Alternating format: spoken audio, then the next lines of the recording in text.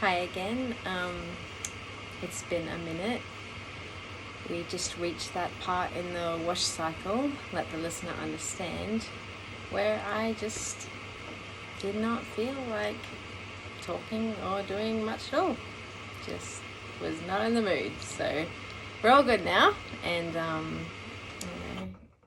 it's been a good day today.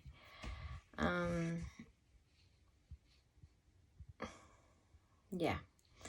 I was cleaning up after coming home from Bible study tonight, and as I was just moving stuff around, I found this card. I bought it for my niece's birthday, which was last weekend, and I forgot to write in it, and you cannot imagine how many times I buy birthday cards and other sorts of cards with every intention of writing in them, and then it just doesn't happen. I don't know why. I cannot get myself organized enough just to write in the cards. So either I buy a card, it doesn't get written into, or my kids make cards out of printer paper and draw their pictures on it, which is fine. But I swear, one day when I'm dead, my children or whoever's going to be going through my house, and they're going to just find stacks and stacks of birthday cards, etc., that are completely blank. And there'll be like some sort of like legacy of vintage birthday cards. Someone will make something awesome of it one day, I'm sure, because there's so many. Even it's not even just for friends and relatives, like my own children. I will buy birthday cards and I will not write in them because it's just the last thing on my mind, and then it comes and goes and it feels weird, like, hi, your birthday was last week, here's a card. Mom, I live with you every day. Yeah, here's the card. Yeah, it's weird. And I'm the sort of person who actually really values words, really values the written word, really values the spoken words, and I think words are powerful. I love writing words of encouragement to people, but when it comes to birthdays and other special occasions, I just can't get my act together to write in the cards. Someone else needs to take over that job because it's not working for me. So I was thinking of the legacy of the piles of vintage birthday cards that someone will find one day after I'm gone. And just then it reminded me of earlier in the week I was listening to this song, and I kind of like had a acoustic worship playlist on Spotify, and sometimes you don't really know what's going to come up, but that song came on, and I'd kind of like I heard it before, like just playing in the background, but I didn't really stop and really listen to the words. But it was kind of like playing in my bathroom in the morning as I was getting ready, and it was that song by Carey, the Blessing.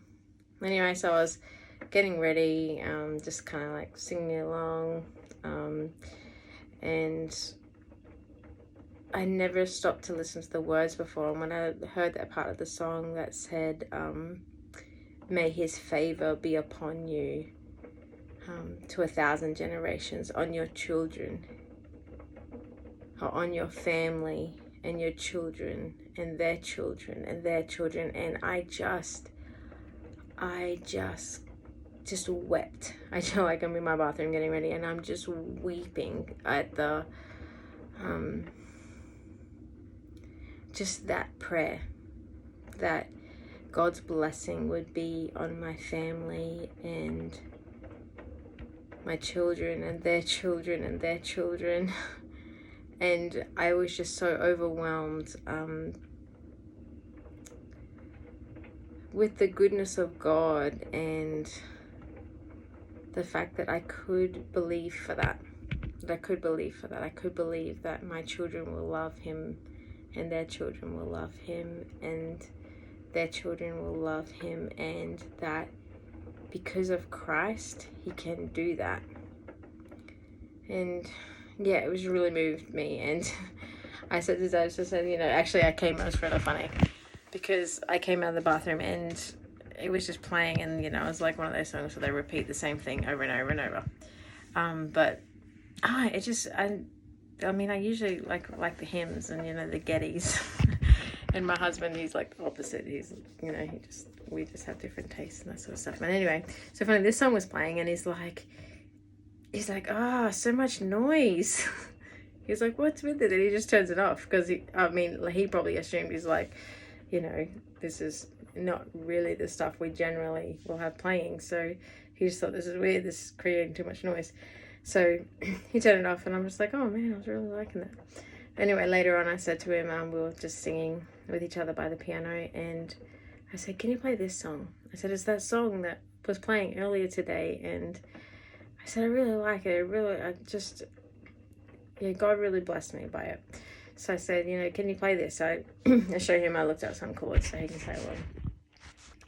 And, oh, there's my thumb. And, again, like I started, you know, singing through the song, and I got to that part again, and I just could not sing any longer. I just could not. The words would not come out of my mouth, and I just wept. And I'm just so thankful for Christ. I'm so thankful that his promises to us are good, and that he loves us, and he saved us because he loves us, and that I can believe in him for the good of my family and the good of my children, because some days, you know, it can be hard. So yeah, so we're at Bible study tonight, and I just love this, and we're talking about missionaries. So tonight we're talking about missionary, in particular William Carey. But the theme is sort of like ordinary Christians, and God using them for the extraordinary. And so anyway, we're talking all night about William Carey and just these few scriptures from the Bible, and just kind of like on that theme. And then an elder brother in the faith, who's just lived and walked, him and his wife have lived and walked with Jesus for so long, and it's just such a blessing to hear them. Anyway, this man, he just knows so much. He's like a sponge. He just always has a story to relate, always has a date, a fact, everything. But like, he loves Jesus, and it's just this beautiful thing. Anyway, so he comes in late because he's at Stamp Club, and we're talking about William Carey. He's like, oh, he's the one who said that I can plod, and we're like, I can plod, like what? So anyway, so we look it up, and yeah, so he says this quote, and it just really encouraged me. I'm like, yes. I'm like, this is a quote I can take hold of. He says, if you give me credit for being a plodder, he will describe me justly. He said, anything beyond that is too much. I can plod. I can persevere in any definite pursuit. To this, the ability of plodding, he says, I owe everything.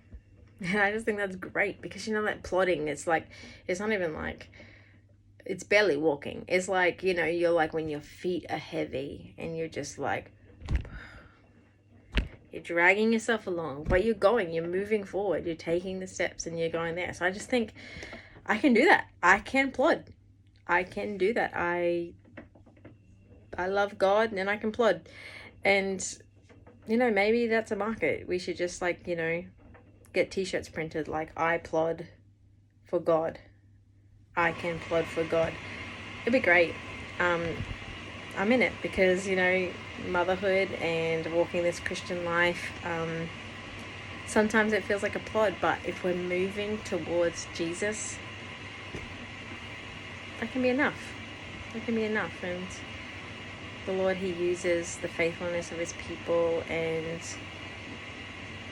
yeah, he's doing it for his glory, and he's working through us, and that's enough. And he's faithful, and he can be faithful to us. He can be faithful to our children and their children, and I'm so thankful for that. So that's me. It's been a good day, an encouraging day. I had a great time. with the folks at my Bible study group, and tomorrow's a new day. And this is me, live from my laundry.